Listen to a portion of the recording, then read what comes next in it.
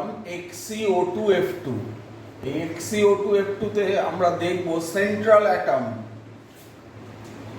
Central কেন্দ্রীয় atom, কেন্দ্রীয় পরমাণুতে আউটার মোস্ট সর্ববহিস্থ সবচেয়ে বাইরে 8টা ইলেকট্রন আছে। এবার কটা শেয়ার্ড ইলেকট্রন, কটা ভাগাভাগি করা ইলেকট্রন? অক্সিজেনের জন্য দুটো, এই অক্সিজেনের জন্য দুটো, আর এই ফ্লুরিনের জন্য একটা, এই ফ্লুরিনের জন্য একটা। এই যে সাইড অ্যাটম গুলো আছে এদের ভাগাভাগি কটা ইলেকট্রন, কটা এদের সঙ্গে কটা শেয়ার করেছে? একটা, দুটো, তিনটে, চারটে, পাঁচটা, ছটা। তাহলে অক্সিজেনের জন্য চারটে, ফ্লুরিনের জন্য দুটো, টোটাল ছটা। এবার এইটা আর এইটা মাইনাস করব, 8 - 6 = 2। এটা ইভেন নাম্বার বেরিয়েছে, তাহলে একটা লোন পেয়ার ইলেকট্রন, এক জোড়া, এ পেয়ার, একটা পেয়ার লোন পেয়ার ইলেকট্রন। ধরা যাক এটা 3 বেরোলো, 3 বেরোলে এটা তো অড নাম্বার, তাহলে 2 + 1, এটা হচ্ছে লোন পেয়ার ইলেকট্রন আর এটা হচ্ছে আনপেয়ার্ড ইলেকট্রন, অযুগ্ম ইলেকট্রন, লোন পেয়ার ইলেকট্রন। যদি 4টে বেরোতো তাহলে দুটো লোন পেয়ার ইলেকট্রন, দু জোড়া, দুটো পেয়ার লোন পেয়ার ইলেকট্রন।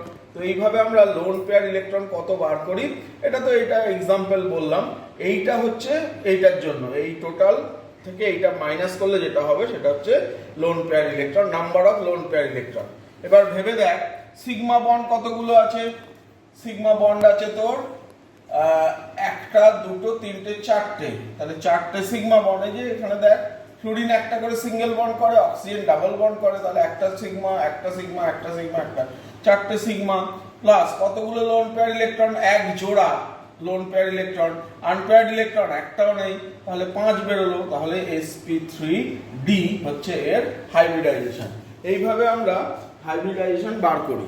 আরেকটা এক্সাম্পল দেখ, ধর PCl5-1, তাহলে এটা সেন্ট্রাল অ্যাটম, এর সবচেয়ে বাইরে কত ইলেকট্রন আছে? 5টা ইলেকট্রন আছে। কটা সিগমা বন্ড করেছে? 5টা। ক্লোরিনের সঙ্গে 5টা সিগমা বন্ড, তাহলে 5টা শেয়ার্ড ইলেকট্রন। ক্লোরিন একটা করে ইলেকট্রন শেয়ার করেছে, তো 5টা ক্লোরিন 5টা ইলেকট্রন শেয়ার করেছে, তাই তো? আচ্ছা, এই মাইনাসের জন্য সেন্ট্রাল অ্যাটমে কত ইলেকট্রন আছে তার সঙ্গে একটা অ্যাড হবে, তাহলে এটা 6টা হয়ে গেল। এটা যদি প্লাস থাকতো, +1 প্লাস চার্জ থাকতো, তাহলে এটা -1 হতো। এটা -1 আছে তাই এটা +1 হয়েছে, এটা কিন্তু খেয়াল রাখতে হবে। এই -1টা তাহলে 6টা, তাহলে 6 - 5, তাহলে একটা আনপেয়ার্ড ইলেকট্রন রয়ে গেল। দেখ এটা তো অড নাম্বার বেরিয়েছে,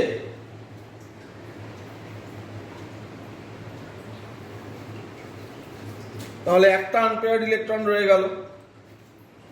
তাহলে সিগমা বন্ড কটা? 5টা সিগমা বন্ড। লোন পেয়ার কটা? 0। আনপেয়ার্ড ইলেকট্রন, অযুগ্ম ইলেকট্রন কটা? একটা। তাহলে এটা কত বেরোলো? 6। তাহলে এইভাবে আমরা তাহলে এটা sp3d3 হবে, এটার হাইব্রিডাইজেশন। তো এইভাবে আমরা হাইব্রিডাইজেশন বার করি।